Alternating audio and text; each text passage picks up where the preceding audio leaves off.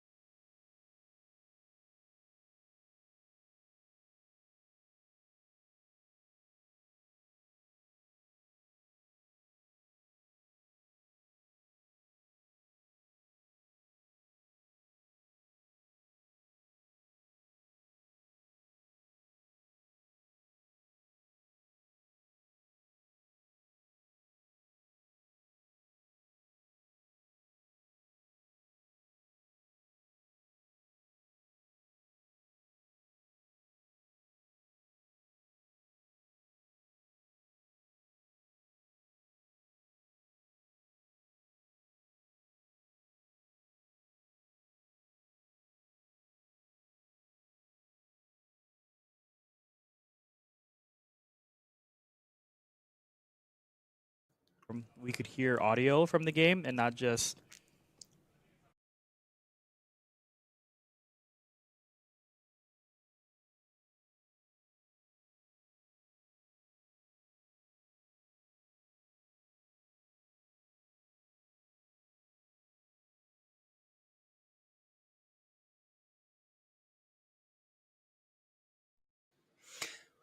Welcome to here at ACAC Apex Legends Fall 2024 tournament. Welcome here, and thank you guys again for being here overall. We're going to try to get everything figured out on our end, and so thank you guys so much for watching so far. We appreciate you guys, and we'll get underway here very, very shortly. The lobby is still taking place. There's some teams that have been eliminated, some teams that have not been eliminated, so we're figuring that all out together.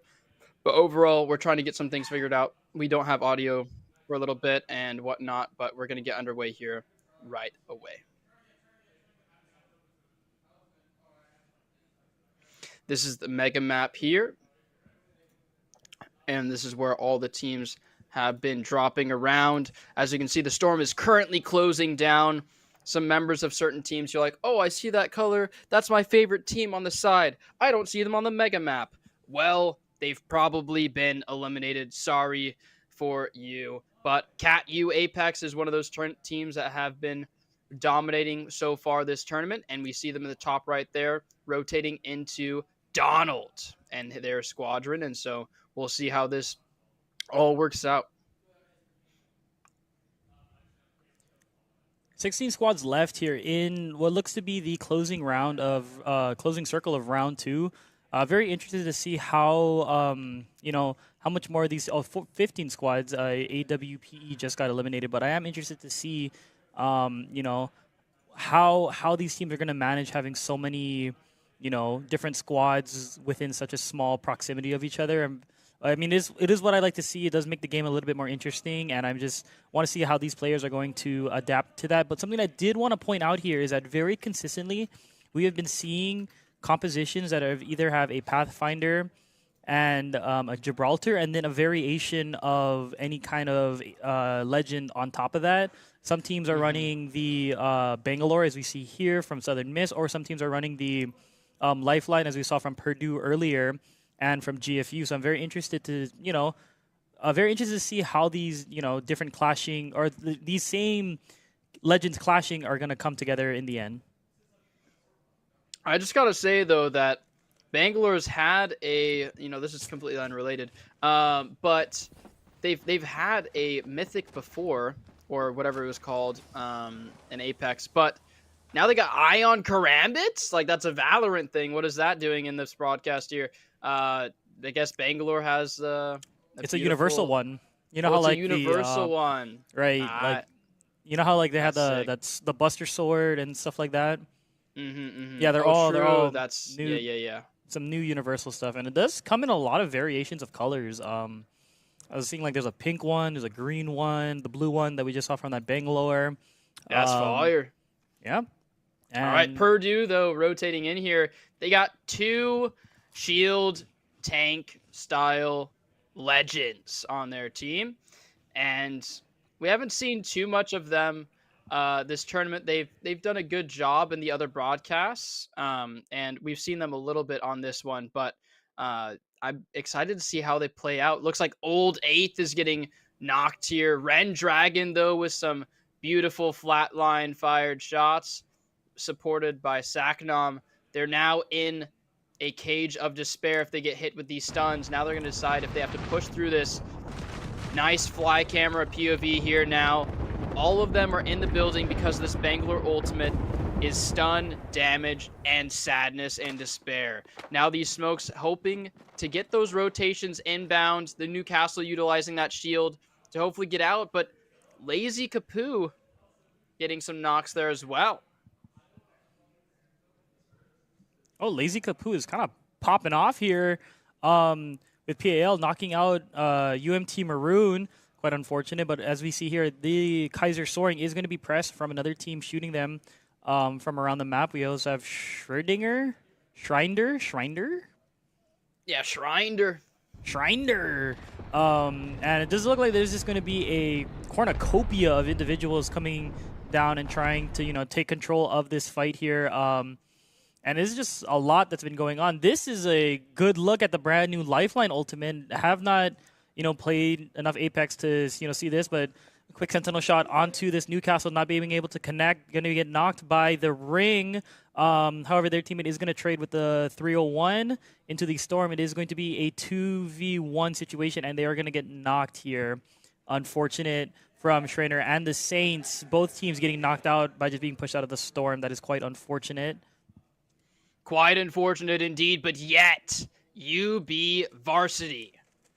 They are a splendid group just chilling in the middle of this zone, a bow check online, and there's no weapon quite like it.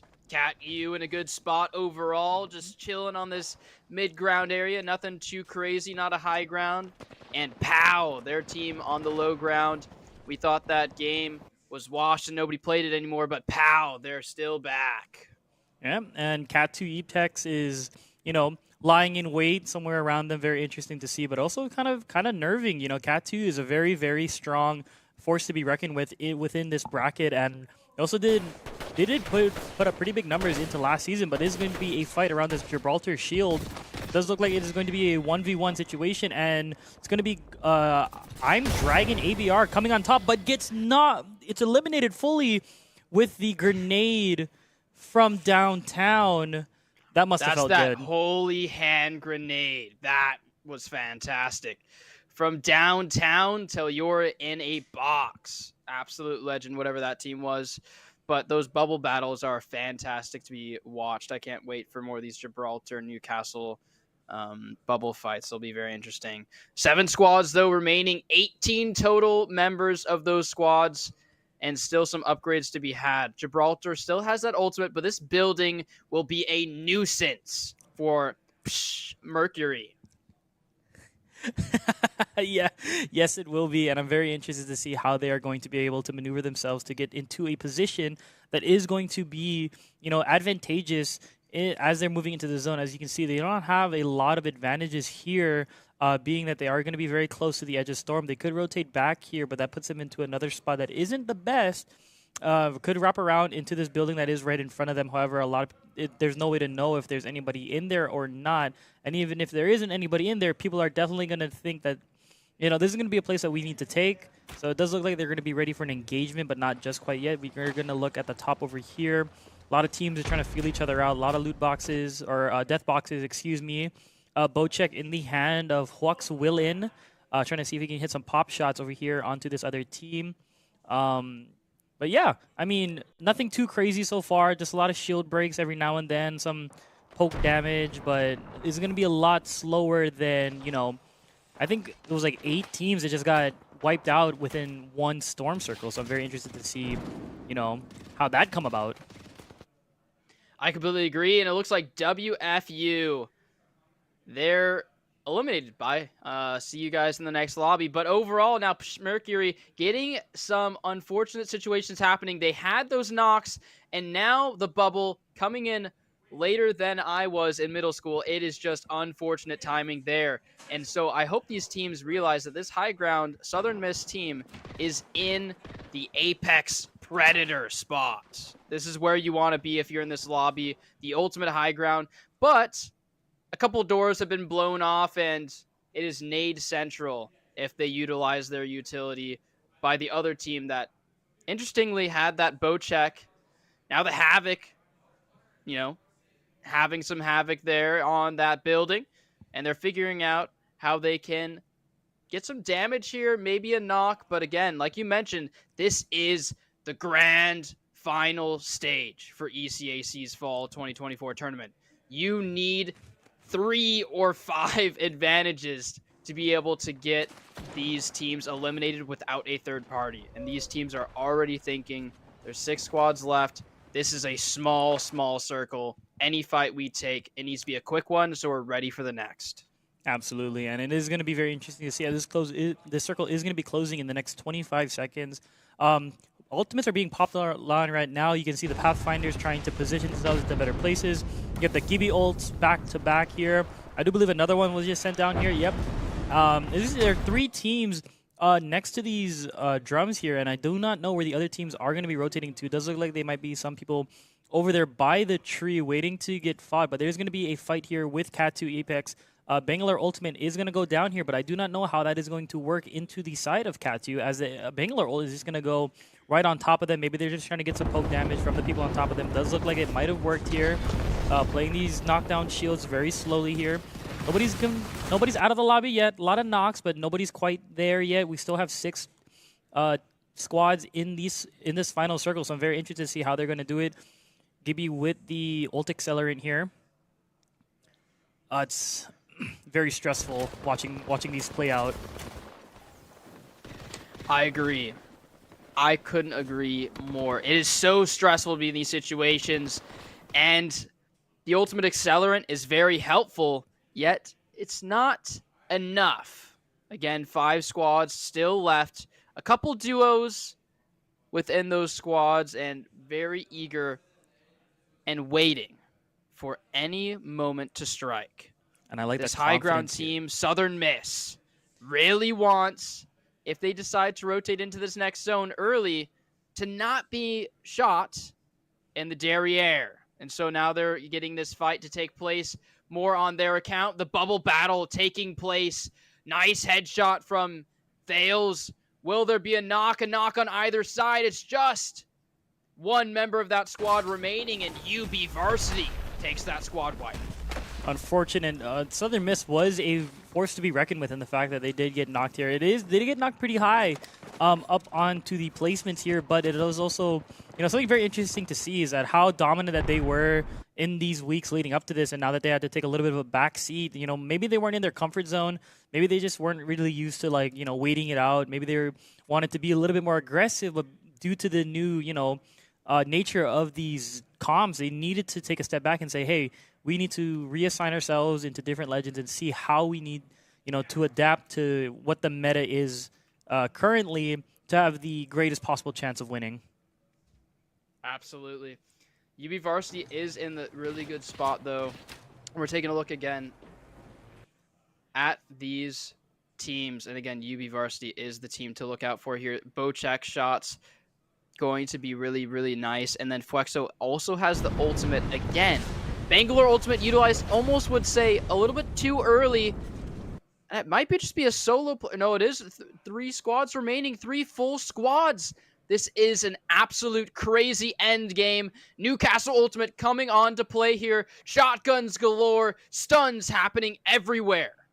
Very excited to see how these teams playing out. Another squad remaining, and it's an all-out brawl. Bubble Central. 3 members of each squad. A few members left, and your team that won the first game, we don't get to see the names, but it's Flexo's team. I don't exactly know everything going on in that lobby, but that was Bubble Fest, Bangalore Ultimate, another Bubble Fest, another Gibby Ultimate. Absolute craziness happening. I think that kind of answered our questions, though, of having, trying to figure out why the comms that they were running, that kind of just showed why. I mean, playing till that last circle and then throwing down the Gibby Qs and then throwing down the Gibby Ultimates, that kind of goes to show, what everybody's been going for. Maybe there was a buff made there somewhere that said, oh, Gibby Bubble's better or Gibby Ultimate is better. But glad to see that our questions did get answered in that last fight. And we will be back with more Apex after this.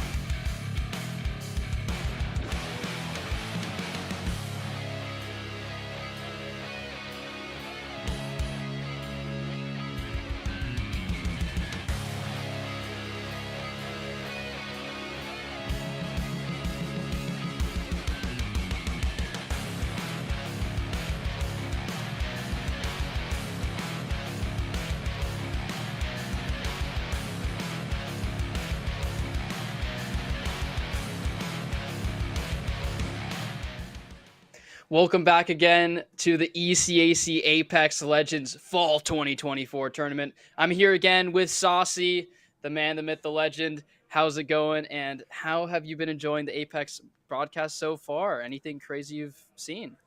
I mean, I've seen a lot of things. Been behind the camera for a while, and then, opportunity to roll. I find myself in front of the camera right now. So I'm still trying to figure out how that all came about. But yeah, I mean, just seeing the progression of this season alone, especially from like coming from behind the scenes, I get to see where everybody's been at, not just what's pushed out to the stream.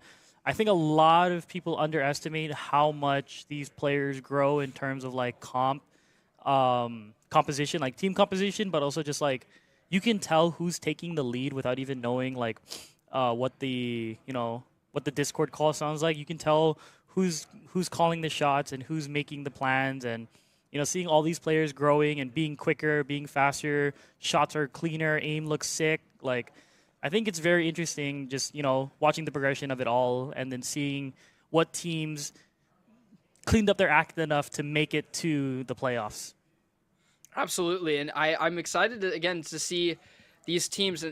But honestly, the best individual players on teams aren't always the teams that take the win. It's because of that in-game leader. It's because of that person that's willing to call those shots, make those hard calls, and then the other team members willing to trust that. Because sometimes there's 3 leaders on one team, and the teams that kind of let that leadership role go to that person that's a little works out super, super well for those teams, and they end up taking the win a lot of the time. And we saw with how much good happens in the game, sometimes those super aggressive teams get very punished when it comes to these late game rotations or these overall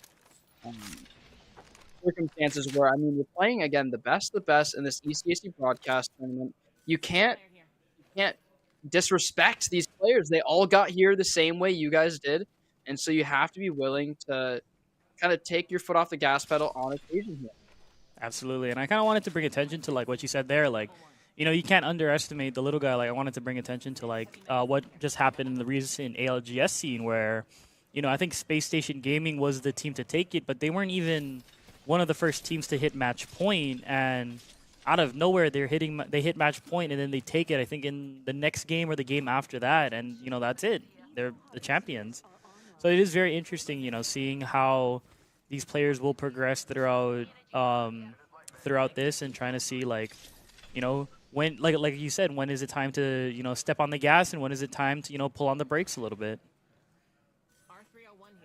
Absolutely, I can't wait to see kind of them balancing this. And again, it's so hard as a leader to make that decision happen, but you still have to be willing to figure it all out because there's too many things happening. You need to process and prioritize, and it's a lot at first.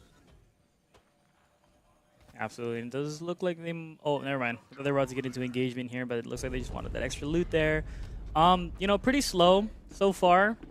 First ring almost down, and we still got the 20 squads left. This is what I like about the playoffs. You get more Apex, longer Apex. A lot of people, they're like, oh, we like the quick, fast games, just get in, get out. But, from the spectator side, we just kind of want to see. I mean, I'm sure there's people there who want to see their favorite teams win.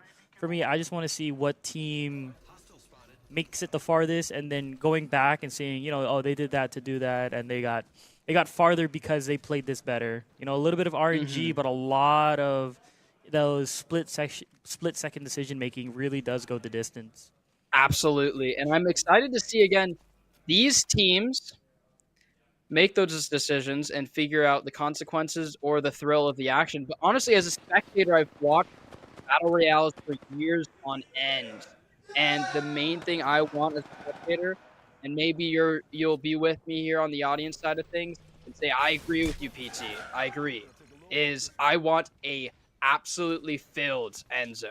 I don't care about these early fights. I can put a snooze fest, listen to a documentary until the end game. But if it has 18 squads in that end game, wowza, I'm having a blast. Oh, yeah. Teams here, though, taking a fight here. Gibraltar bubble popped early, and they still have the bubble from the side of Purdue. And if you're the first to bubble, it's like this kind of give and go of, do we have enough time to take a fight here? And wowza, look at that again. Sentinel shots Headshot straight to the dome. 126 damage, and that's still not enough to get, you know, a fight to happen. They get that damage. They say, actually, we're going to fall off here. I'm a bit nervous from this team below us. Right. Do shield cells heal for 2 shield now? I believe it depends on the role, but not typically. I think, well, I don't know. They maybe could now. Maybe I'm seeing things, but I thought it looked like that Gibby popped the shield cell. I mean, Newcastle here definitely popped a bat, but it did look like Gibby did pop a shield cell for 2 shield. Maybe that's just a role-specific thing. A lot of changes here. I actually need to do some reading. I was just going to play the game, but I never found myself, you know, being able to find the play. And does look like UI Kaizen is going to knock Xeno plays here. Can they be the first squad? Is GFU going to be the first squad to get knocked here, or is, you know, are they going to be able to pull out? Does not look like he gets fully eliminated just yet. Purdue's feeling out this other team too. They know they have a team behind them. That Gibby is probably looking at them with that Sentinel, and there's some people over at Mirage Trois trying to take some pop shots over at them, but it does look like they just want to feel each other out until, you know, they're ready to push into the final circle. Yeah, you want to feel each other out, and no squads have left the game here yet, and so tension's on high. You never want to be in a playoff game where you're the first team to be eliminated, and so for that reason, we're seeing a lot of these teams play a little bit slower, not really want to take those fights early, because third parties are even more eminent when it comes to these squads. And as I say that, Op E, great, nice, consistent shot from the Spitfire from Ren Dragon. Ren Dragon is going to try and make the engagement clear here. Does look like V is going to knock Profitable Merchant. That is going to be... and he's going to get the full kill onto Profitable Merchant. That is 2 out of the 3 players over onto GFU. And I think it is just up to TNPDX to be the last one on the side of GFU. But going back to this fight over here, Purdue is kind of in a good spot here, playing this cabin, you know, trying to defend it quite well, taking a little bit of pop shots. They do have the artillery to take these engagements. Like we saw earlier, the Gibby does have the Sentinel. The Newcastle does have that Spitfire, and Mad Maggie over here does have the 30-30. So it gives a wide range of, you know, respect that these other players do need to follow in order, if they're going to think about engaging it or trying to rotate or even engage onto another team, they need to keep these players in mind as well. Crazy shots that they're trying to hit here from Macron, shooting him from not just downtown, but downtown and a state over. Those shots are high and falling like they would normally. But overall, I mean, I'm looking at these teams, and again, they're waiting for something to happen. I'd like to take a look at the mini map though, or the mega map here in just a second, and see how all these teams are rotating into this next zone. How long until Macron understands it? Looks like George Fox has been eliminated as the second team of the lobby. It is quite unfortunate. You know, those are my boys, but, you know, if there's anything that I know about them, they're very good when their backs are up against the wall. It does look like, from what I heard, it seemed like it was a, you know, quite unprecedented way of being fought. But it is, you know, moving forward, does look like UI is going to be pushed back into a little bit of a, you know, uncomfortable spot here. Schmerkery gonna go for this crafter. You know, super slow. And, you know, like you said before, it does look like we are going to be looking to get that, you know, 16 or even, you know, 15 player final circle, which I am very excited to see. But it is difficult to watch the beginning just to see them very, very, you know, taking their times and playing super slow here. King's Trees on a molecule of health here. Lucky getting a knock onto Ren Dragon. Lucky getting another rock onto, I'm not saying all that. Getting a lot of return here. And does look like Saints are going to get knocked out. So it does look like the Vandals are going to and the Vandals are going to get knocked out as well. So much happening in so little time. Not used to seeing that. Honestly, 16 teams in an endgame zone will be great here. But again, it's very dependent on the circle. If there's a bunker or a place to hide and it's a good enough place to hide, then great. But if it's something of, reminds me of last zone, there wasn't very many places to hide there. There was another bunker where this team had to fight. There was an open area next to a tree, and two teams were on different trees that were in that end zone, and then it was super open. It dragged from the high ground spot to, and that looks like a little misinput there from Donald. Unless he just likes blowing bubbles, just like the kid in his heart. And here it is.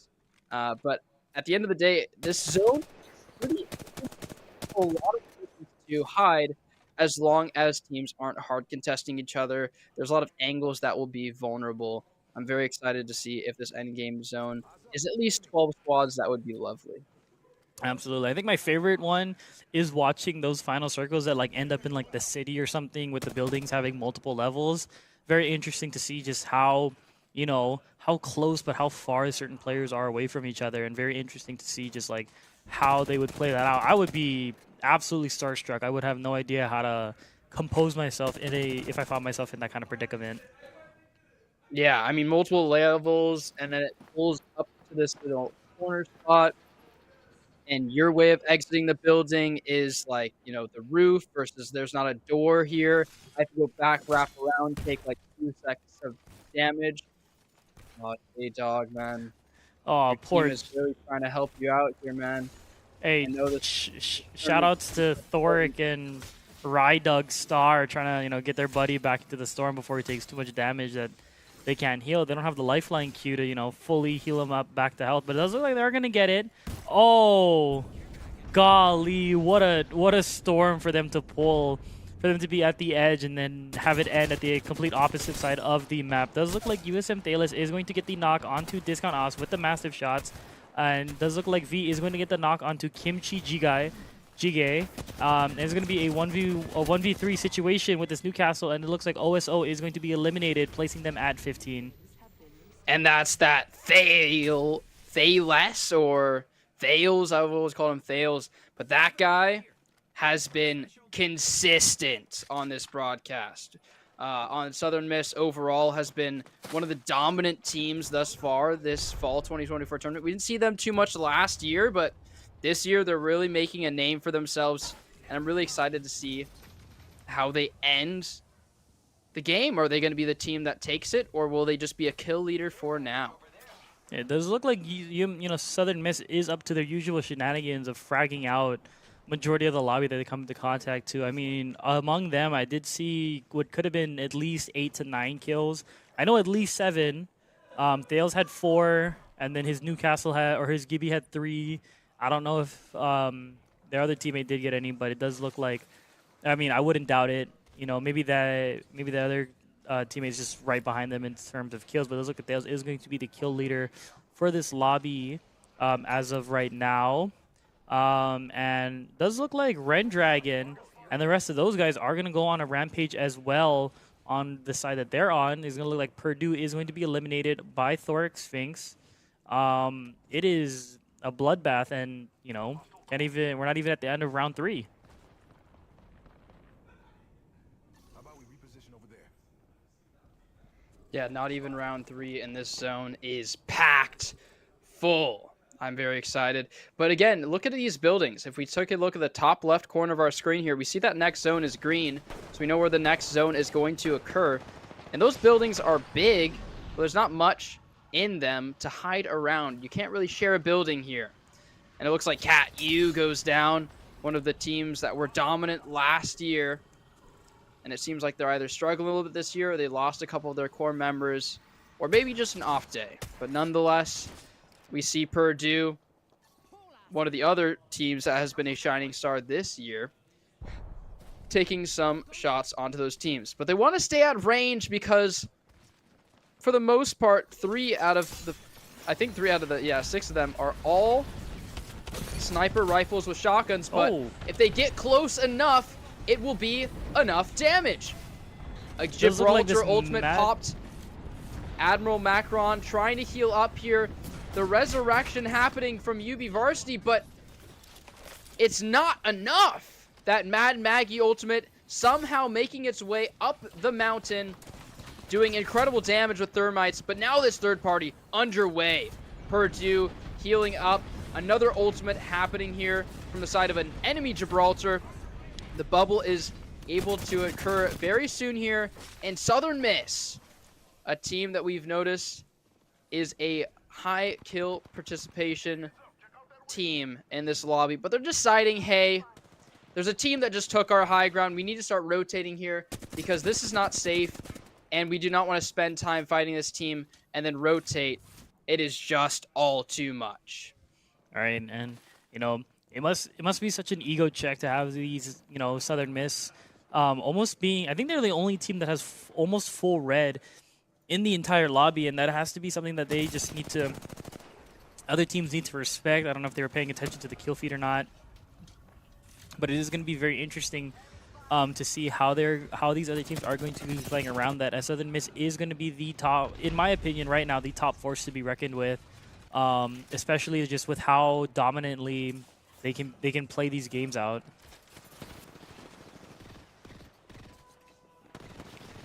Looks like Jazzy Jr. trying to get something to happen here. Whoa! Peacekeeper on that Mad Maggie ultimate put it down, said you only get one little hoverboard zoom moment, but it's still not enough. They're hiding and bunkering. Everyone's low. This Watson ultimate's not going to be quite enough to heal you all the way up. Some stabilization's happening, but Schreider, Jazzy Jr. finally eliminated, and it is Southern Miss. I wouldn't doubt that for a second. Red armor all around. Third party underway, but they still already have a knock, and it's the Idaho Vandals Absolute Fool. Goes down there. Vandals trying to make something happen, but they're just fresh from a fight. All this damage is going to be picking up knocks, and now a full Vandals varsity team eliminated. What a, man, just how dominant that Southern Miss must feel coming into this tournament and just popping off like that. I mean, it's gotta be, you know, it's gotta be a real. I'm at a loss for words. Has to be a really high feel good. That's the word that I was looking for. Gee, English is not my first language, but I am trying. I appreciate that you're trying. It's my first language, and I think you're doing a better job than I. So that's good for you, man. Like, I just don't. I be struggling. This language is impossible. Absolutely. Also, I lied. English is my first language. I'm just stupid. Okay. All right. Well, looks like WFU, a team not a shining star typically, but now they're in a good spot. And not only that, but they're looking for some nice shots to incur here. A nice little shot from Dragon Clone trying to shoot through the box. Ooh. And that's damage. 120. Now looking to throw some arc stars on this high ground, and he sticks him. That should be a knock for Dragon Cole. Now some pop shots onto this Gibraltar, but they're going to have to rotate here. The next spot is all pinged by the team. They said this is it for now. We got to keep going right, though. Some good shielding and Bangalore smokes everywhere, but there's 6 squads within these smokes. Some shots to incur here. Some rotations, hopefully, from Dragon Cole. And it looks like they're going to put a Newcastle ultimate underneath the high ground. They're not the team that has the high ground, but the next best thing is ultimate low ground. There's some stuff you can play around in these corners, and it looks like they have a good spot here. That top right location is the only thing to worry about, but they kind of have to climb up the side of that, or kind of look down on them, but it's such a hard angle. That team of WFU are in a, I would say, the best spot in the lobby here. I would say it's quite interesting. I think that the people above them might have a little bit of an advantage, as they can see everywhere from above them. I don't think it's the Maverick Gold team. I think it's the team that Maverick Gold is shooting at right now. But I am interested to see how this final circle is going to close. And it does look like I'm going to get my wish, as we have 5 seconds to see what's going to happen. It does look like they might want to ape onto this team with the Caustic, but do they know that Caustic did put down a little gas trap over there? Maybe not the angle that they want to go through right now. Trying to see if they can see anybody lacking as they hit this rotation. Oh, recoil. A little bit of recoil control here. I would check your sense there, Speed Demon. It may be a little bit too high. Right? But, I mean, nothing. Maybe he's just, it's what he's good with. Oh, wait, whoa, what? whoa. Wait, what? Never mind. That guy's the GOAT. Explaining great. And that looks like a rotation taking place, though. The Mad Maggie ultimate trying to be utilized. A Newcastle ultimate now put down. All these teams are seeing all of this motion, and they're deciding what is going to happen next. And it looks like USM Southern Miss is in a pretty opportune spot. But again, there's still 5 squads remaining. Knocks happening both sides. Some shots trying to take place by Falcon. And it looks like this team of WFU is no longer in the best spot in the lobby. This rotation of zone will knock people very, very quickly. It's, I believe, a 20 damage white health tick. Looks like Mercury has now been eliminated from the lobby. And it looks like these massive shots are pretty massive. Looks like some headshots taking place. Some double knocks from Southern Miss. Southern Miss now in a 2v everyone else in the lobby scenario. There's 7 total members left. Smokes going up from V. Another Gibraltar bubble popped. No ultimate underway, though. Some big, massive shots still taking place from V. Ozim goes down. It's a 1v1v1 situation. Massive shots happening. Old 8, it's V coming back into the lobby to try to wreak some havoc, but it's going to be WFU. The low ground warriors taking map number 2. That was an unforeseen ending to that game. Like you said, like we said earlier, not to knock WFU, but they were not a prominent team, especially like in this tournament. They haven't done anything to necessarily catch my eye, but that's not to say that they haven't done anything that is noteworthy. I mean, that pixel perfect longbow knock onto that Newcastle was something and to keep in mind. The Arc Star was the top of that cake, man.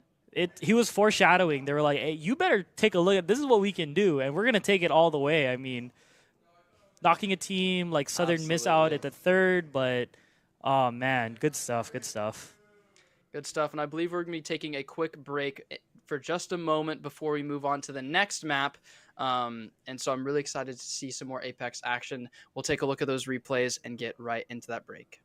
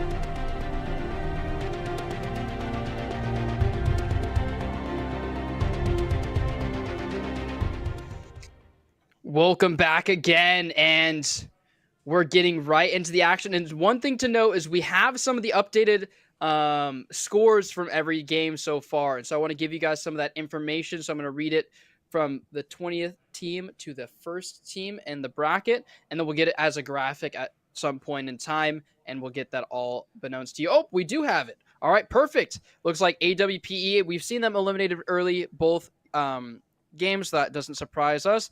OSO is next. William and Mary Apex, then GFU, Vandals, UMT, St. Clair Saints, KU Apex Lakeland, Shriner, Vandals Apex Varsity, and it looks like the JV. Oh yeah, they're right there. Vandals JV is on the lower echelon of that. And for the next 10 teams,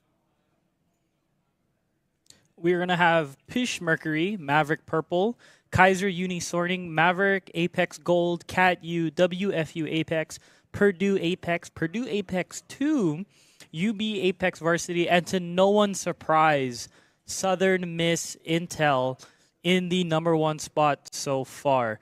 And it is interesting to see here that WFU is still at the 5th place, even with that high placement, but at the same time, Southern Miss is going to be a very dominating force, especially with that KP in these earlier rounds. Placement doesn't matter as much, especially when you're trying to hit match point, but being a very, very high kill, high frag team in the earlier brackets is especially what you want to see, especially from a team like Southern Miss. This is their MO. This is how they play Apex Legends. And it is very interesting to see, just overall how interesting it is to see, like, even with composition changes, this team still frags out like there's no tomorrow. Absolutely. But one thing to note is how ECAC does their broadcasting and their finals is this idea of checking. And so you have to get to 50 points total and then get a win before the lobby takes place, I believe. So this one, they aren't in check yet, and so they can't have this be the win, even though they have 48 points and a few of the other teams are really, really close. I believe they can't win the overall tournament bracket, and I'll get some more word about that from the ECAC team. But overall, I know for a fact they have to have 50 points and then have the next win of the lobby. And so some of these teams are very close, but they still... I believe last year there was 2 teams, or at least one team, that had check in place, and then another team got into check the next game and then won it. And so you really have to get that win to really display to the people around you that you earned that lobby win. It wasn't just a points thing. You didn't just win based on placement. You didn't win based on eliminations. You won the entire lobby, and you also were already at that echelon, that extra tier of 50 points. So that's how ECA does it. I honestly really like the way that ECAC does it, because it's very similar to, or if not the same way that they do it for the Apex tournaments and the pro scene. And so to have that consistency from tier 1 to tier 2 is really, really cool. And so I'm excited to see how they overall figure it out as that team against Southern Miss in a really, really good spot. But last year, it was Grand Canyon. Grand Canyon had check first, and then GFU got in check the next lobby, and then GFU ended up winning last year's broadcast ECAC Fall 2024 tournament. And it was this, like, kind of not an underdog story per se, but it was a, you got to check first, and we got that checkmate, baby. And so that worked out well for George Fox. But Southern Miss might just take it away and say, we got check, and we're going to get checkmate first. So we'll see how that all works out for those teams. They did load into the lobby, and then we had some technical difficulties, so we'll be getting into game very, very shortly. But they're reloading back in as we speak. Any thoughts so far, Saucy? I was just letting you have the stage. Everything you said was very good, and I believe everything you said was accurate. I think that the way that ALGS does it, and as well as the other pro scenes, I think they do it up until 100 points. That would make sense, yeah. Which is, that makes sense. You want to see, they're putting a lot more money. Of course, they want the run times to be longer, and I guess more points is a true show of how far you can go the distance. But something interesting to note, I did walk past one of the GFU players on my way into the production office, and to see that Southern Miss placed third with 27 kills blew me away. That was awesome. That was amazing. To see that kind of performance, especially in one game, I mean, there's no saying for sure, but if they keep it going up like this, I can easily say that they will be hitting match point at least this map, but if not guaranteed next map, because we do have 2 more games of Storm Point in today's broadcast. But I think going into this next map, I do think that Storm Point is a little bit more of an open map, unfortunately, for a lot of these players who want to hit these like super high count.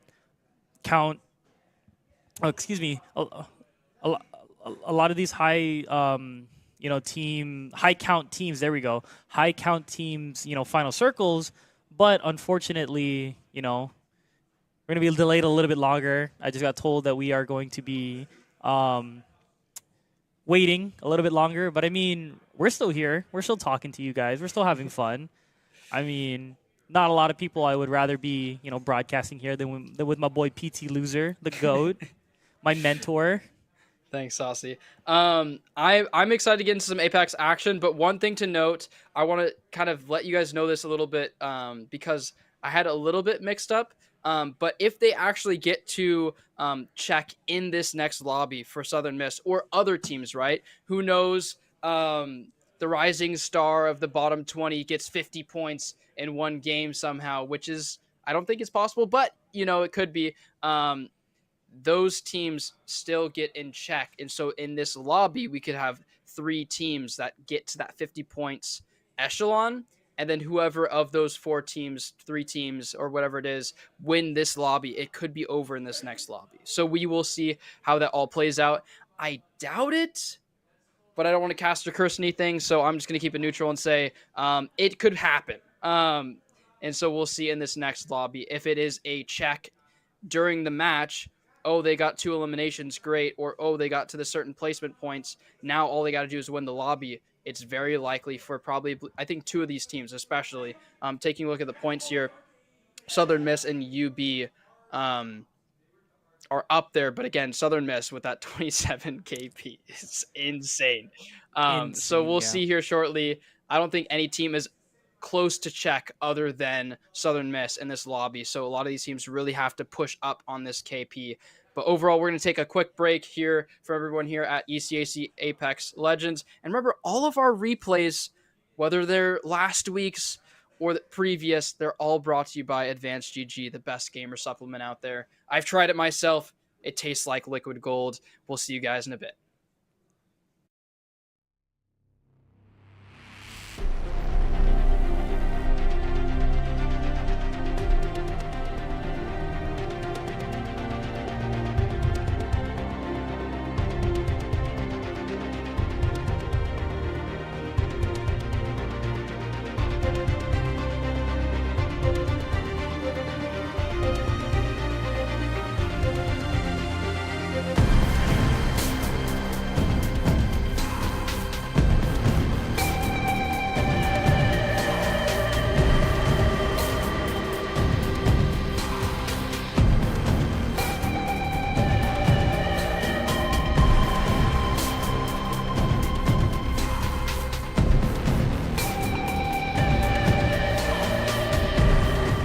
Welcome back again. We got the lobby situation figured out.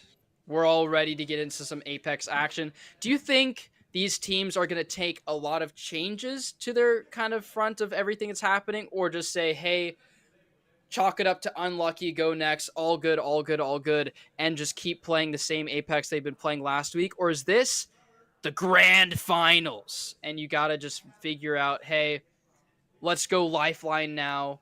Let's go, change up the team comp, change up the land spot. What would you do if you're a player in the bottom 20 or overall? I mean, top 50, bottom 15 in general is kind of a shaky spot to be in. What would you say you would want to do right now, Saucy?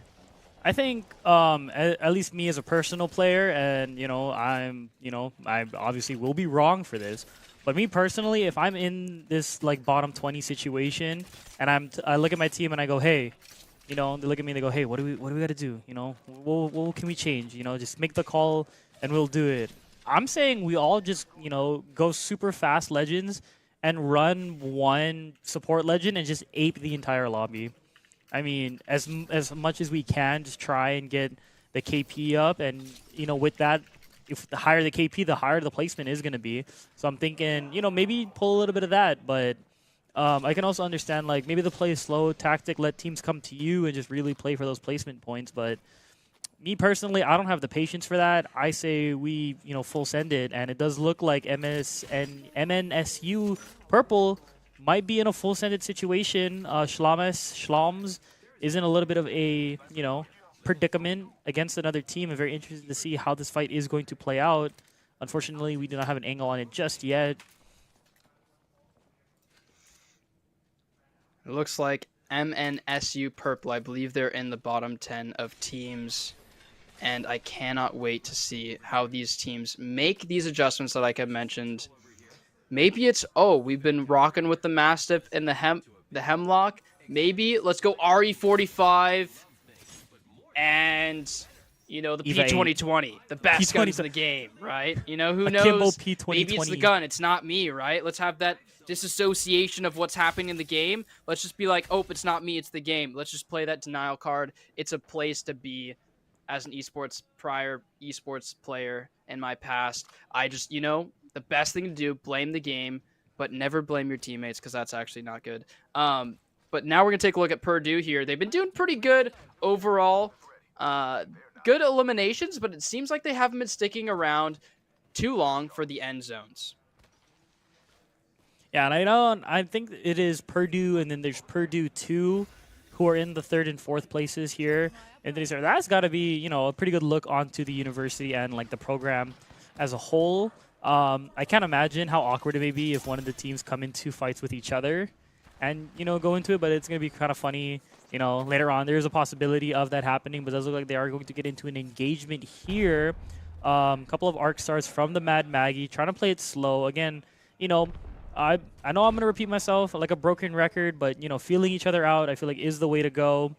Just trying to see who's going to be the first one to mess up, and then, capitalizing on that mistake, getting that shield crack. Is that going to be enough to, call for an engagement? It doesn't look like it is going to be just yet. Still trying to, again, feel each other out, see where everybody's at right now, and then if you can push them back into a spot that you feel like is more advantageous, then, might as well hit that WQ because you don't have a lot to lose.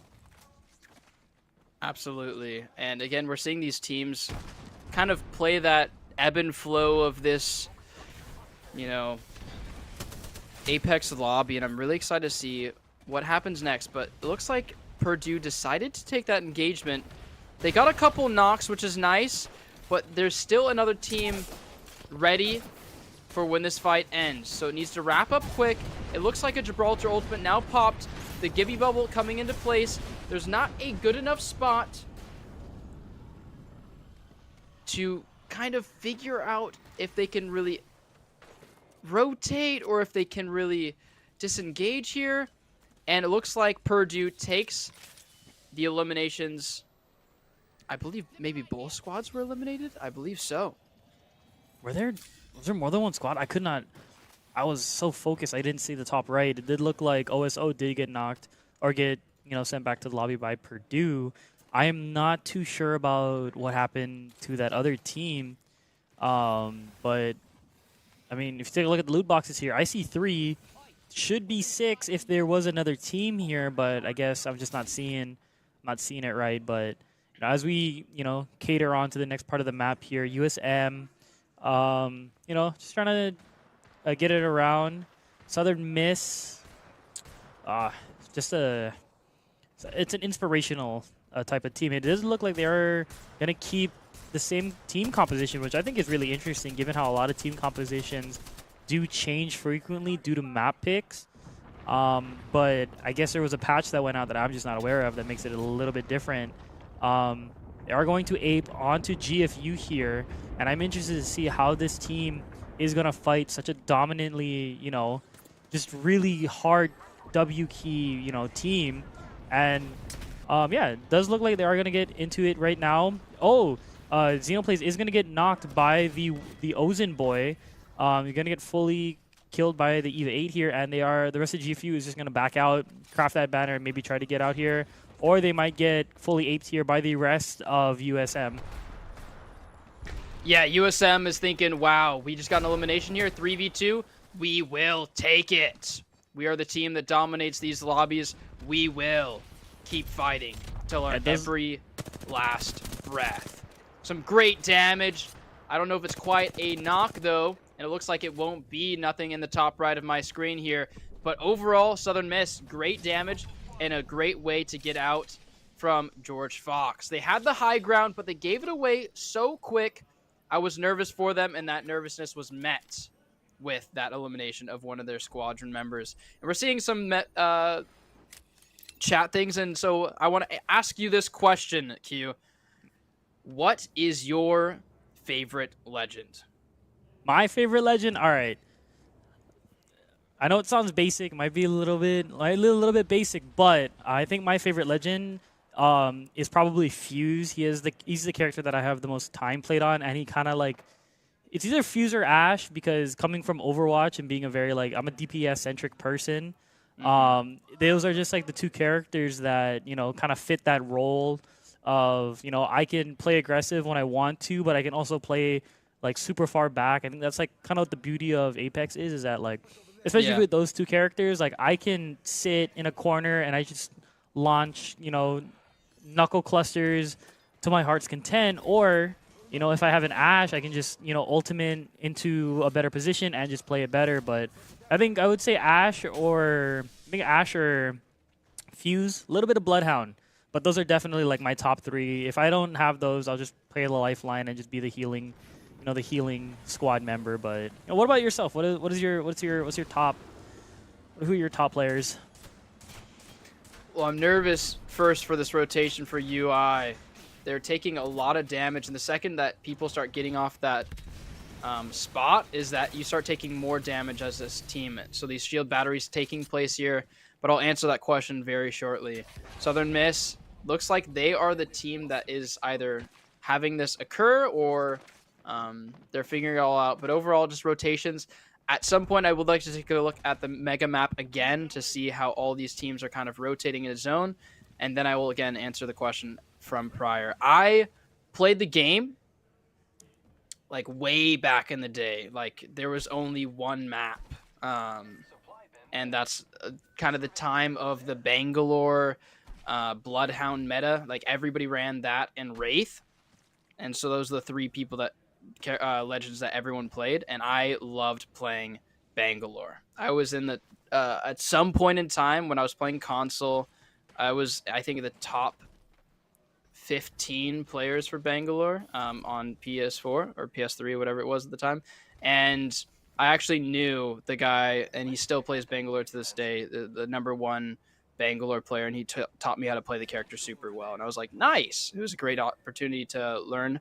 And so Bangalore was the main. But then when Ash was introduced, oh boy, the snare and the TP from the Overwatch side of things that I came from as well, it was so fun. Now we're seeing these teams, though, rotating to this next zone. Cat U taking another fight here with this Lifeline ultimate underway. A lot of knocks taking place here. Cat U back against the wall, low HP overall. Donald gets knocked from Zank's Nation over there on the top high ground location. It's just not a good spot to be if you're Cat U. Yeah, it's very unfortunate. I mean, they did look like they were having their own engagement in that little bubble or that little pill, but it does look like the teams over here on the top of this just, take their pop shots and, get their knocks, and that just puts whatever team is, unfortunate enough to be there in that situation, triple take shots just raining down onto that. And it does look like Pish Mercury is going to be the first team to go down. But who's to say that Cat U is going to be the next one, who's not going to be the next one in the fray, or maybe they get out of this and, get to move on to live and fight another day. I would be hoping and dreaming if I was in this lobby to live to fight another day, because I want to be the victorious team to take home a massive trophy for all those trophy cases in your remote colleges. near you. All those different universities have those trophy cases. They all want to fill them. And this is one of those tournaments that is important to all. So many people have eyes on this one when it comes time for push come to shove. You want to be in this tournament, and all these teams have fought endlessly hard to be here. Absolutely. And we're getting a good look at these new seems to be like lifeline updates. I'm really interested to see, how her ultimate is now, it does seem more meta than the care package that she had earlier. But again, the care package was pretty meta. As soon as they took away the guaranteed reds or golds or whatever it was, I think now it's a less played character, but I do feel like they're still very good. And now showing here, being in this collegiate tournament, majority of these teams are now running a lifeline. I am interested to see to know what the mindset is going behind these picks. I did want to ask you a question though, as we have a little bit of downtime before the next fight. So you mentioned that you were a console player before, and there was a lot of mix in between. I know that GFU we have a console player. There's a bunch of other mix-ups, especially in the pro scene. There's at least one console player, one mouse and keyboard player, and then one person who can fit either role. And I'm just interested to know how do you think it makes a difference, or do you think controller and mouse and keyboard can definitely hang with each other? And you don't need just one or just the other to win a tournament. GFU being a good example, having one console player, but still being able to push, to be champions of last semester's tournament. I honestly think having a controller player on your team is really helpful, but at the end of the day, there's nothing like aiming on a PC and using keyboard and mouse, because controllers are they're limited. If it's what your best thing is, then great for you. And again, I played controller for many years back in Fortnite, back in Apex. And then when I made the transition to PC and being able to utilize a keyboard and mouse, it just makes more sense to just learn the thing that has a lot more customization to it. And controllers are just not the same capacity, especially with aiming. Your aim, even if it's close range with a shotgun, people have that preference, but I genuinely think close range, even if you're using your PC, is just so much better with keyboard and mouse, especially with how many different mice are out there. But overall, we're taking a look at, again, these team engagements. That Gibraltar bubble is not going to be up for long. The Gibby ultimate being utilized, and now all these shots hoping to get an elimination, but 11 squads in the lobby. All these teams fighting each other, and it looks like Chase Killer gets Jazzy knocked, and they're fully eliminated as well, hoping for a shield swap. That is why they went to Thirst. It's never anything with bad manners nowadays. It's literally just, I want that shields that I just got that knock from, because there's another party that is going to happen here, and it's one of a third. Looks like there's some teams rotating out here. It's Purdue deciding to rotate out because there's so many eyes on that section. That team got eliminated. They stayed high ground and decided, hey, maybe we'll get some eliminations on rotates. And now Purdue is the team that can hold these rotates into this next zone and gatekeep all these other members. And it looks like a knock occurred. Some purple shield on the member that is rotating to the next building. Some good damage, but all it did was break the shield that Gibraltar has when they ADS. So it's no damage incurred to Trisk. Absolutely. It does look like Purdue is in a pretty good spot here, especially being the kill leaders of this lobby. Southern Miss might be somebody to look out for, but it doesn't look like they're as predominant as they were last game.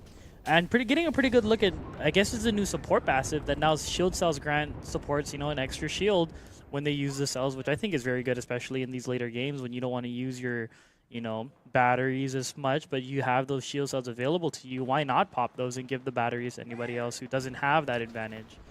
Interesting to see, just maybe that's why a lot of these, support our players are now running 2 support legends on one team, as well as, maybe somebody who can be used for more damage or for more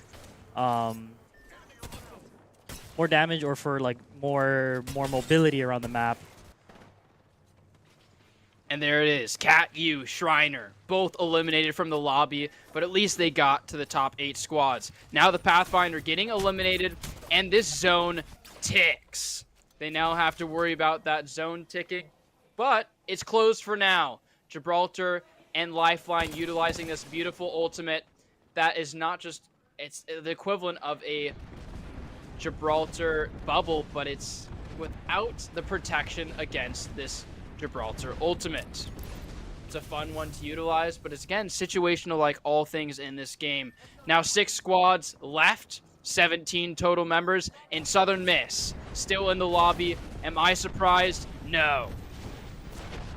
It does look like they are going to be bashed on by another Gibby ultimate, and gonna have to burn that bubble earlier than they might have wanted to. This is interesting too that the syringes also do more healing. But going back to the fight here, it does look like Maverick Gold is going to get knocked out early. A lot of these ultimates coming out from the Bangalore do seem to be a lot more oppressive than they usually were. Excuse me, Gibby ultimate. And these two teams are going to try and ape on each other, but they also have the teams who are right in front of them and right behind them trying to, you know, pick out the ones that they feel like they can get over there. Big ult from inside the Gibby bubble to get them that extra shield. Oh, excuse me, they don't have it. That's fine. But yeah, Purdue looking pretty strong here. 5 squads left, and they are, I do believe, still the kill leaders here, trying to just reposition themselves into a better spot. Chances are, though, they might be getting into a fight here pretty soon with the Vandals. You know, Chase Killer with that triple take and that Mastiff just trying to find anybody trying to peek out, but they are going to get double teamed from both sides, given that they do have the numbers advantage on the side of Purdue, and it does not look like the Vandals are going to be for this game much longer. The melee kill trying to come out doesn't quite connect. Shield swap onto with the Gibby does not look like he's going to get much from it, but he's able to get healed up. Big burn onto Ren Dragon. That is a lot of his HP gone, but nothing. A little bit of you know, Lifeline and Phoenix can't help you with. But those look like another team is going to try and ape on them. I do believe that this is Southern Miss getting the kill. Oh, excuse me, UP Varsity, and they are going to wipe Purdue 2 from the lobby. UB Varsity trying to utilize the knockdown shields to get those shields back up, but it's not enough. This Gibraltar now in a tough spot, and Southern Miss has been waiting for this moment. 3 members of their squad remaining, and it is a rat named Remy sitting around. The Newcastle is not going to be in the best shape here, and that means Southern Miss takes a win here and enters this mode called check. I mean, you know, that's just how Southern Miss do. They weren't as predominant as they were last game. Maybe they were going for the placement points more. This is going to be really slow. They didn't try and ape teams as much as I thought they were going to. However, securing that win, especially this late into the tournament, does seem to be more advantageous than trying to get those, you know, that KP when, you know, they just spent a whole game getting 27 of it. So they didn't have much more longer to go. And I got word that they are now in check, and so that the next game, if they win the entire tournament setting here at ECAC Fall 2024 Tournament. They are not quite there yet. They won. Fantastic job. All they did need was 2 points to get into check, but not only is that a statement from Southern Miss, that is just genuinely just a statement from Southern Miss saying, we only needed 2 points. We decided to get all these elimination points and the win to really prove that you might as well not even queue up in the next lobby because we have this in the bag. But we saw that confidence again last year with Grand Canyon, and so hopefully they realize, okay, let's not be too confident. Let's make sure that we truly put all of the effort we can into this next game and come out on top. And it looks like there's another team in check as well, but we'll be right back in just a few moments. See you guys in a bit.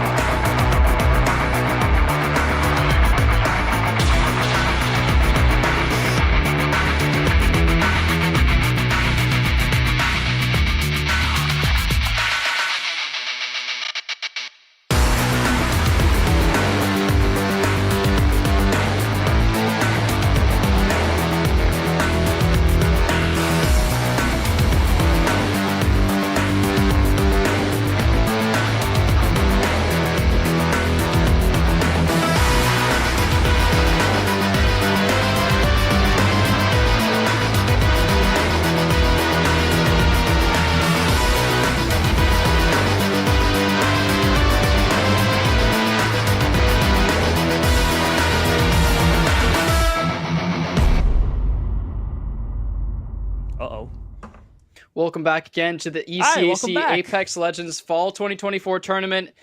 I'm here again with the GOAT, Saucy. How's it going, Hello, Saucy?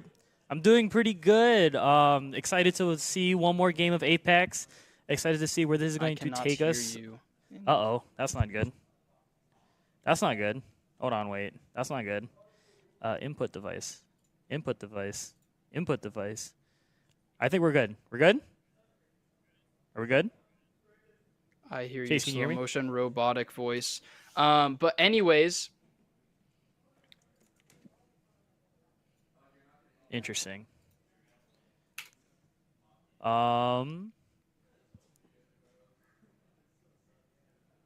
Okay.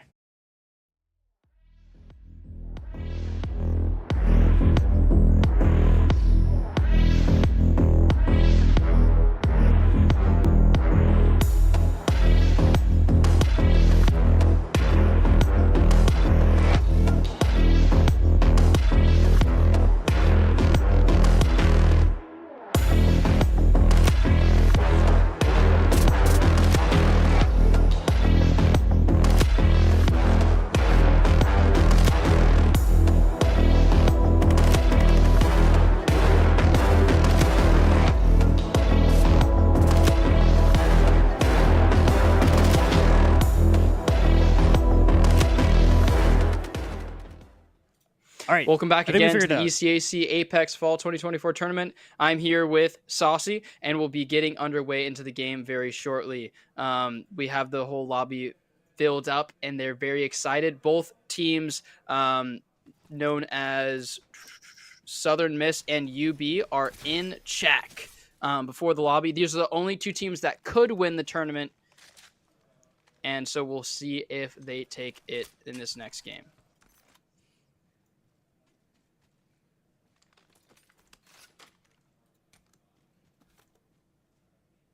Massive shotgun here.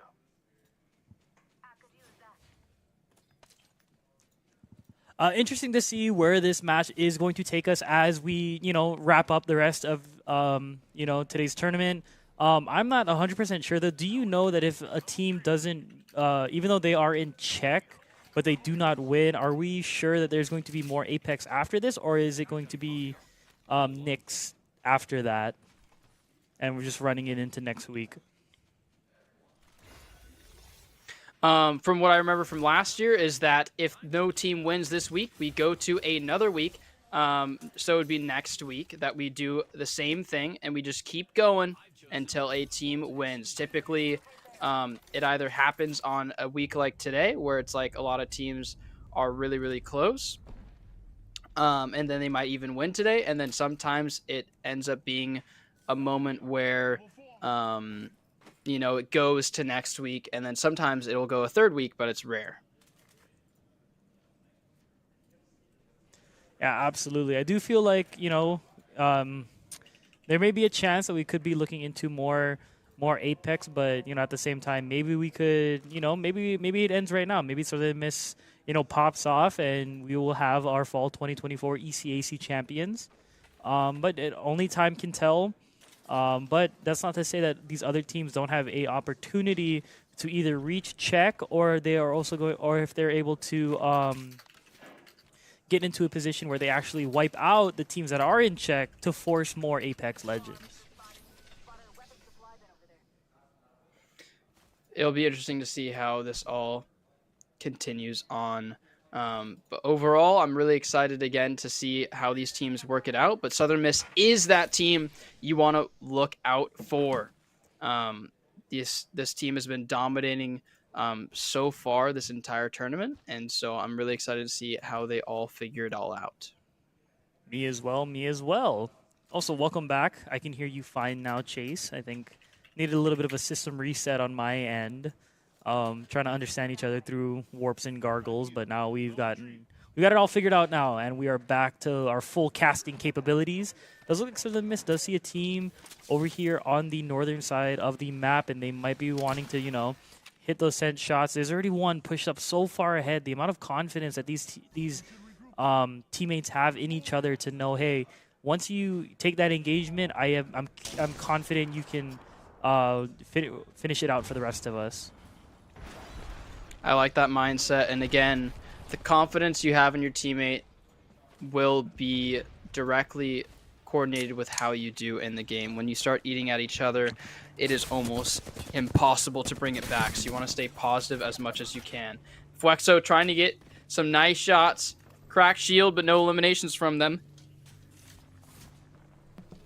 And now we'll see how these teams work out together. They got blue shields overall. Looks like a full elimination there from UB. And again, this is your other team that is in check. So it's UB or Southern Miss. Yeah, and I don't know if you caught it or not, but it did look like the Ozen boy did get a knock with that Sentinel onto the other team, and it does look like he is going to also get another knock with his Gibby ultimate onto Lil Shirky 30, which means that that team only has one player left alive, to survive the rest of this tournament, or that's just going to mean more KP and better placement points for Southern Miss, putting them, one team closer to winning today's tournament. And if I am UB or Southern Miss, I want to win as soon as possible. The sooner that this tournament is over, the sooner I have more free time with the boys. And that's just what I'm thinking. But again, it is a beautiful experience as well as the player side, where you don't want to give this experience up because it is so fun to be in these tournaments and competing. There's just nothing like it. Now some nice shots from Cat U. Risky. Taking some risky business here, but not quite a knock yet. Getting that crack onto the Pathfinder. These are the kind of RO1 shots that I aspire to be. But it does look like they are going to bang ult in response, but they are going to get really, really up close and personal with this Newcastle ultimate. It does look like Royal is going to be taking the high ground here, just to get another perspective on where everything is here. He's going to get a knock onto Martins. The rest of these shots are not connecting as well as he would like them to, and which means they're leaving their teammate into a 1v3, 2v3, now it's a 3v1 situation in favor of Cat U. I think the last one standing is going to be that Bangalore, and it is going to be a wipe on AWPE Apex. Sayonara. And fortunately for Cat U, AWPE is unfortunately one of the teams that has gotten 0 points thus far. So that is a team you want to fight early. And they got that team fight pretty well. I mean, they had a knock initially on their own team, but that lifeline heal factor as well as that res that you can do while also fighting somebody is an incredible experience to be had for those teams. Absolutely, and it does look like we are going to lose another team. Sorry, I couldn't catch the name of it during the transition here, but it does look like there have been some team fights that have been going on, but not necessarily ending in a whole team wipe just yet. But we are going to be watching Purdue as they try and make their way into the storm here. But I did want to ask you, what do you think the rationale is on having a Gibby and a Newcastle here in the finals of today's tournament? Like, what you being, more of a seasoned veteran than I am, what do you think the rationale is there, and how these players might be approaching, this composition? I think the Newcastle gives you this ability, especially in really open maps like this one, the ability to force cover anywhere you go. There's always a vulnerable side to any bunkered angle in this game. So like the rock that you see right there, right? You could play around it, but then your back is exposed and your left is exposed. And so for those reasons, you need something else you can put there, even if it's momentary, like a Newcastle ult. Yes, it can get broken, but at least it gives you the opportunity to prioritize certain fights in your choosing. It gives you the ability to have more control on how you take fights, which is amazing. That is Newcastle. But Newcastle's ultimate does nothing for the big ultimates in this game of Gibraltar and Bangalore. Those two ultimates are very, very strong endgame with stun engagements and damage overall. So for those, you need a Gibby bubble. And so Gibby cancels out Gibby. And so in any meta where Gibraltar is played, you usually want to run Gibraltar as well and play bubble fights. You can play close range, isolate those engagements, and get those shield swaps a lot easier, as well as get over those ultimates of Bangalore and Gibraltar. And that's why those are played together. And then you always need somebody to have info for late game rotations, like a Pathfinder, like a Crypto, things like that.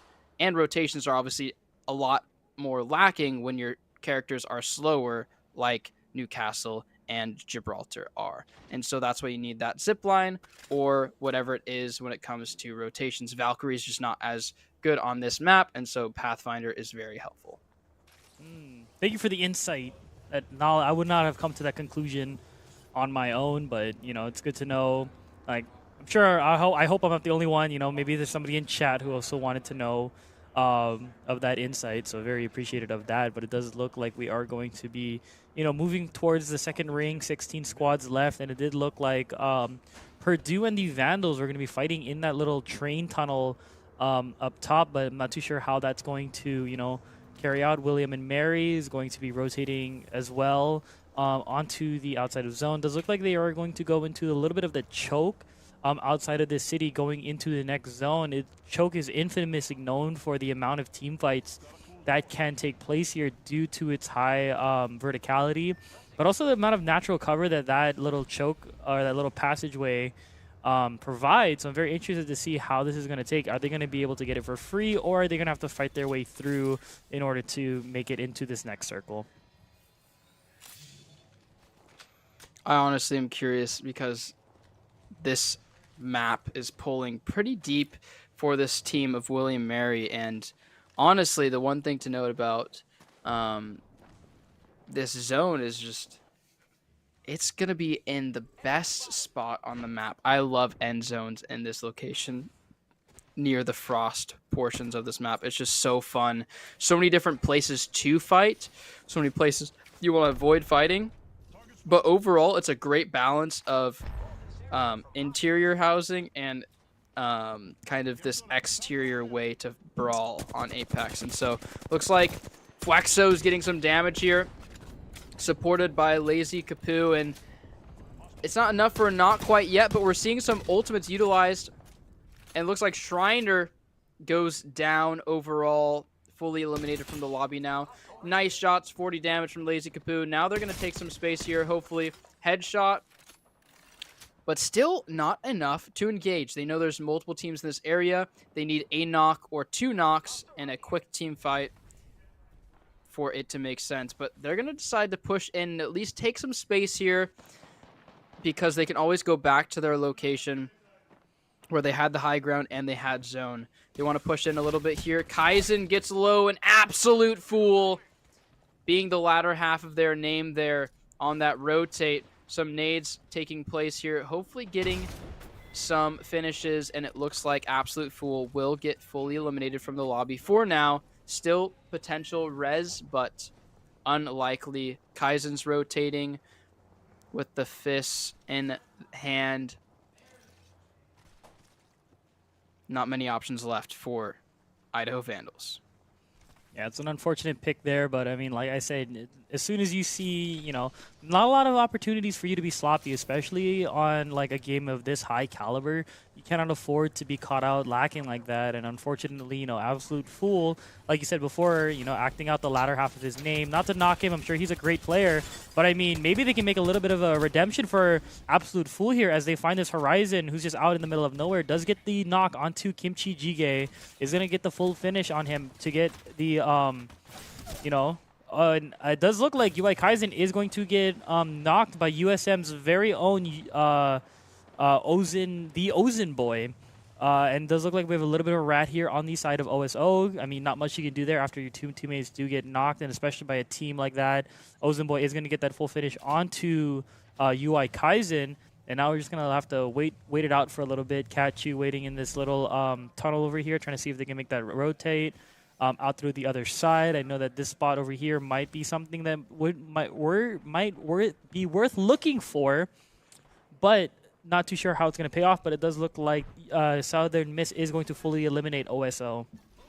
Yeah, OSO gets eliminated. And OSO, we saw in previous lobbies, they actually did pretty well. But moving on, it looks like Newcastle Ultimate or Shield being utilized for this rotate. And William Mary were in a good spot, and now they're worse for wear. Arcstars getting some good damage onto Schmalls, and Rydug and J-Dog are very unhappy here. They're going to get some shields popped, and Thoric Sphinx was the one that went down earlier from that third party. That angle was very unfortunate for that team. Some good damage overall from Schmalls. MNSU hasn't been seen too heavily in this lobby, but now this Gibraltar Ultimate is big.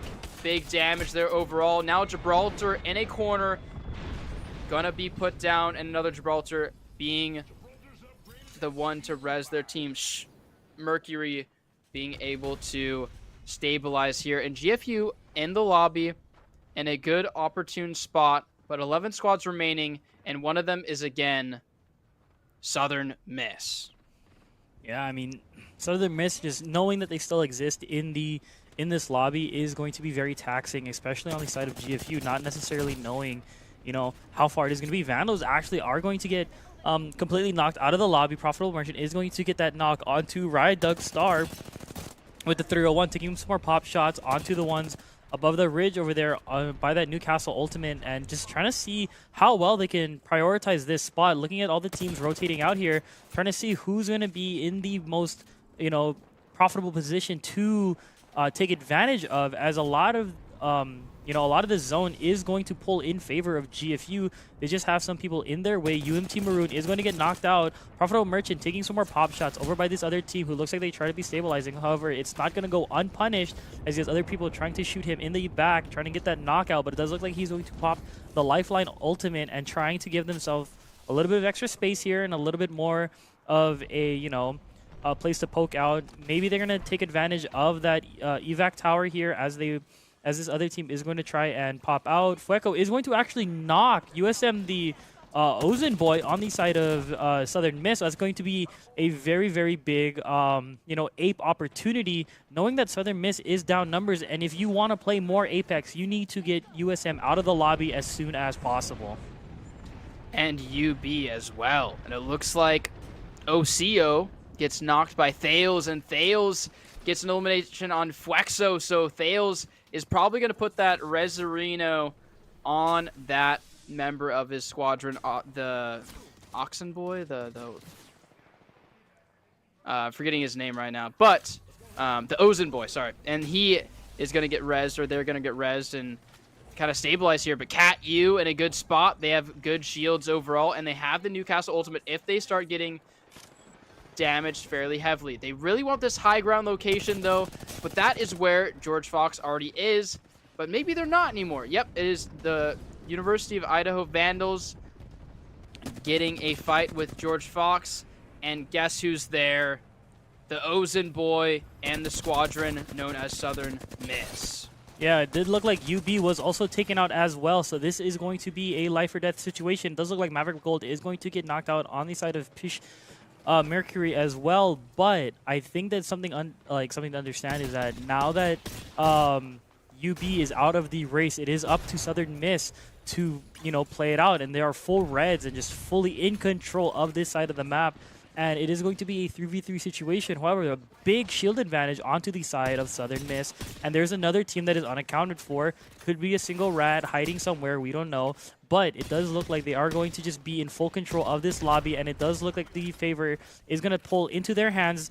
It does look like Thales is going to get the knock onto Martin 360. The Newcastle is going to get the res here. Understand that he's in enemy territory, is going to get knocked. Thales is going to get knocked, but however, they do trade it, so it is going to be a 2v1 situation.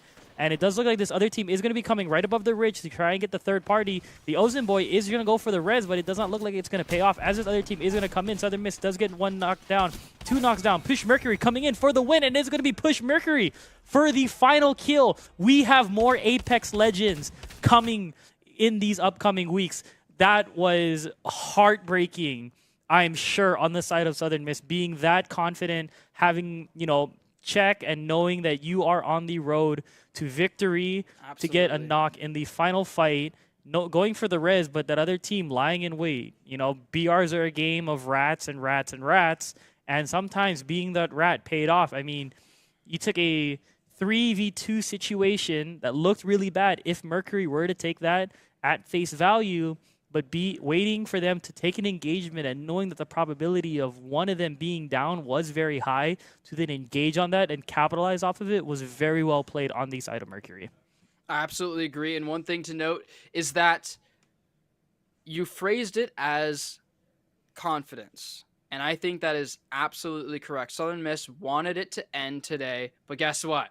We got more Apex to play now in the following weeks. So congratulations to you guys and viewers watching. They're probably excited for that, especially if you have a team that's more towards the bottom 10 or the bottom 15 in general. You want that team to rise and have more opportunities to win. So you guys will. One thing to note, though, is that Southern Miss took that fight. They did not need to. They had the high ground. They had the most opportune spot to be in the lobby. They could have played that pick damage a little bit longer, but they decided to ape in and try to get those Apex Legends highlight moments, and then they get knocked really early, 2v3. They end up winning the fight, but then guess what? The only one that has shield is the Ozen boy. And that's never enough in a 2v2 situation where your teammate is healing. And not only are they healing, they're reviving their teammate. Yep. And so that is even worse because if you're healing yourself, maybe you get the shield battery off, and then you start fighting. But you can at least move a little bit while you're shielding. But in this situation, they are stationary and in front of a body that can no longer use their shield knock for you. And so that is just a tough situation overall for Southern Miss. But